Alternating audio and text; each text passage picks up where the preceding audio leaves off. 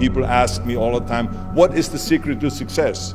And I always tell them what the short version is, you got to have a 22-inch biceps. The most important thing is that you have a vision, that you have a goal. Because without that vision and without that goal, again, you're drifting around and you're never going to end up anywhere. People don't become successful just by accident. If you don't have a vision of where you go, and if you don't have a goal where you go, you drift around and you never end up anywhere. It's like you can have the best ship in the world, you can have the best airplane in the world. If the pilot or the captain doesn't know where to go, it would just drift around. It would not end up anywhere, or most likely in the wrong place. Never ever think small. If you're going to accomplish anything, you have to think big. You have to go and shoot for the stars. The biggest challenge most people have is because they think small. And the reason why people think small and why they choose small little goals is because they're afraid to fail. They know that if you shoot for a big goal, then the chances of failing are very high. And they're afraid of failing. It's one of the most common things why people are frozen and why they can't make a move in life, because they're scared of failing. I say to myself, hey, I'm not worried about failing because that's part of life. You're not going to go and win everything. And how far can you fall? Look at this. This is the ground. That's as far as I can fall. And you know something? That the only time you really consider the failure is if you fall and you don't get up.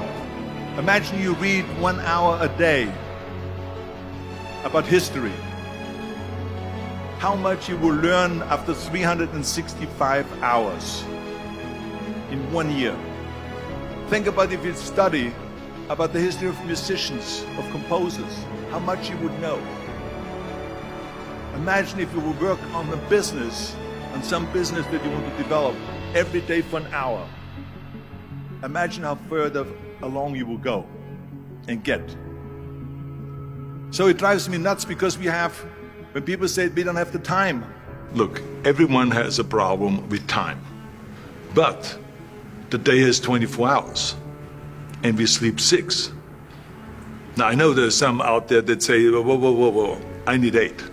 Well, I say just sleep a little faster.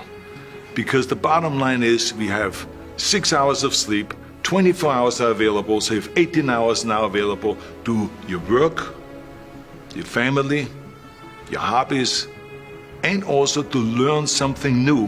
When I came to this country, I went to school, I was working in construction, I was working out my 5 hours a day. I was taking acting classes from 8 o'clock at night to 12 midnight. I was doing all of those things. I wanted to make sure that out of the 24 hours of the day, that I don't waste 1 single hour. Those hours were too precious. None of us can make it alone. None of us. Not even the guy that is talking to you right now. That was the greatest bodybuilder of all times.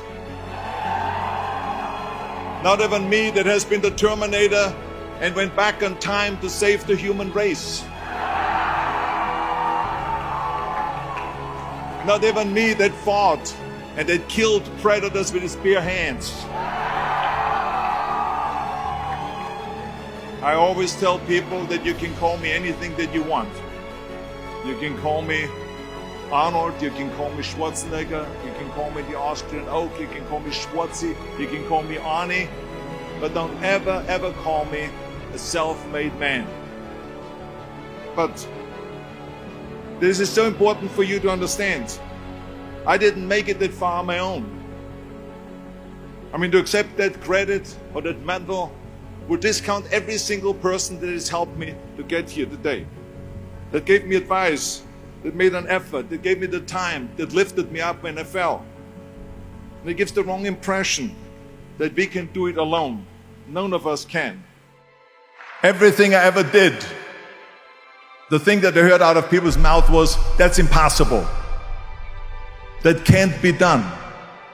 Or no. Imagine you go from studio executive to studio executive, from agent to agent, from manager to manager, and they all said exactly the same thing. Now that's very encouraging, isn't it? But you know something? I didn't give a shit.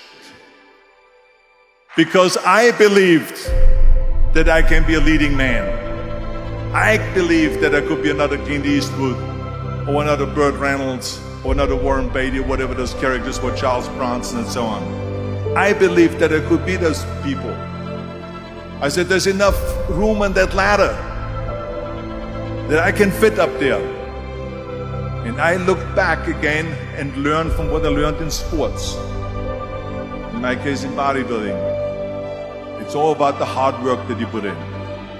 I said to myself, in bodybuilding, I worked out 5-6 hours a day. I'm going to do the same thing now for acting. So whenever someone said to me, it can't be done, I heard it can be done. When they said no, I heard yes. And when they said it's impossible, I heard it is possible. Because I am a strong believer.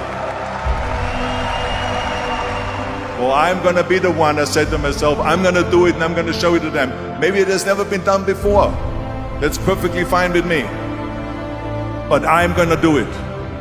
And I did not listen to the naysayers. So people always ask me, when they saw me in the gym in the pumping iron days, they said, why is it that you're working out so hard? 5 hours a day, 6 hours a day, and you have always a smile on your face. The others are working out just as hard as you do, and they look sour in the face. Why is that? And I told people all the time, I said, because to me, I'm shooting for a goal. In front of me is the Mr. Universe title. So every rep that I do gets me closer to accomplishing that goal, to make this goal, this vision turn into reality. Every single set that I do, every repetition, every weight that I lift will get me a step closer to turn this goal into reality. So I couldn't wait to do another 500-pound squat. I couldn't wait to do another 500-pound bench press. I couldn't wait to do another 2,000 reps of sit-ups. I couldn't wait for the next exercise, for the next half hour of posing and all the kind of things that you have to do to be a champion.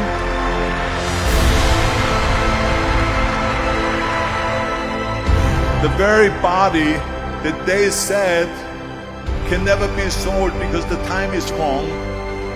A few years later, I'm doing Conan the Barbarian, and it was the #1 hit at the box office when it came out in the summer of '82. Think about that. And the director says, if we wouldn't have had his body, we would have had to build one.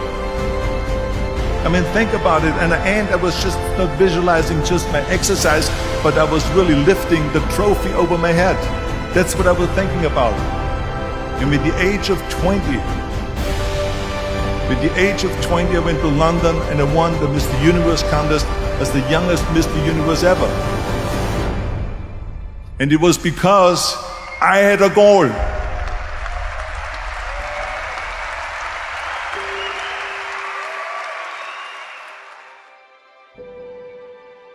Because I believed.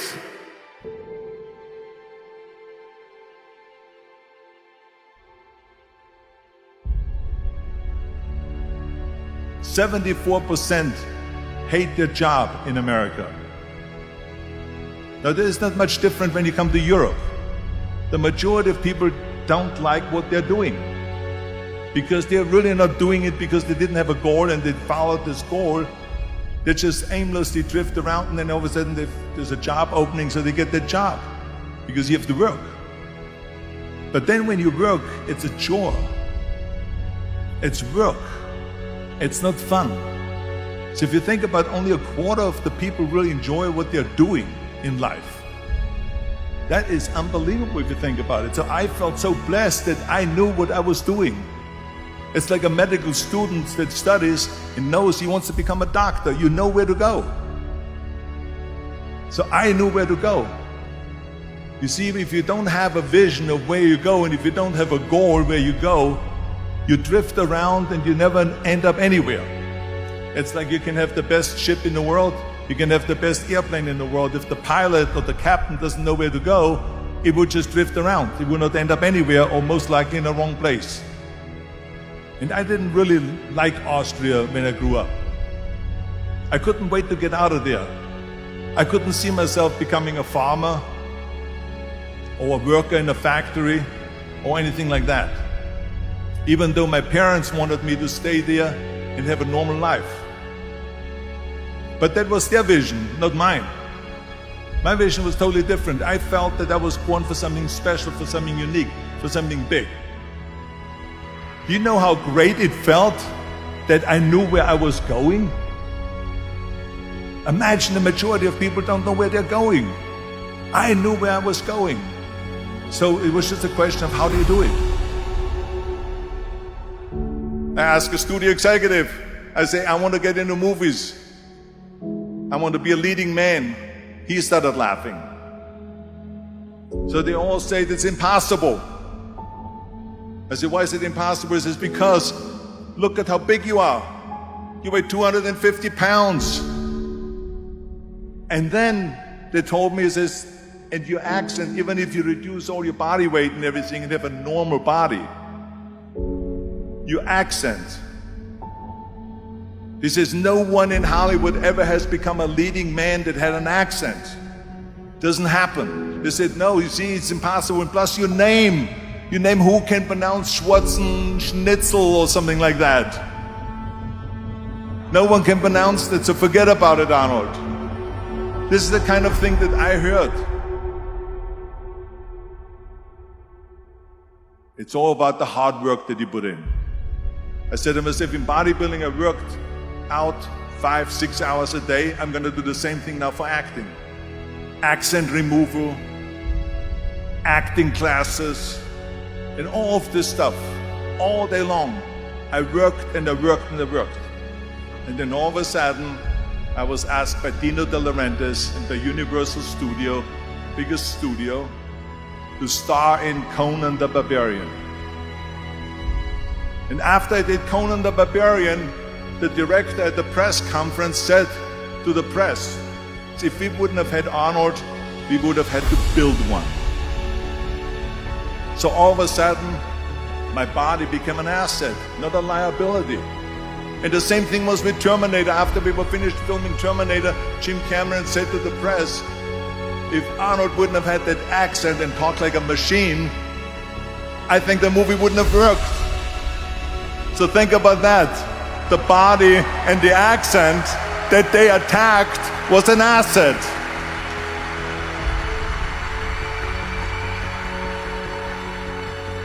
But I didn't listen to those losers. I didn't listen to them at all. Because that's exactly the way it was in politics again, when everyone said no, no, no, and it can't be done. And I became governor of California, and this is with everything like that. This is just the reality of it, is that you cannot listen to the naysayers. So this is a very important lesson for all of you. So when someone says, no, this is a stupid idea, you in your mind, you don't have to say it, but in your mind just say this of you. Or do you know?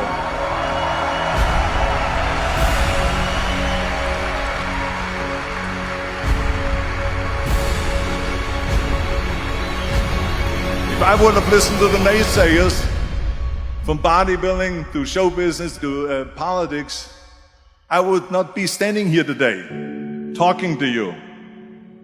I would be in Austria in the Alps, yodeling. That's right. I would be in Austria, still left, yodeling. That's what I would be doing, exactly. So this is why I say don't listen to the naysayers.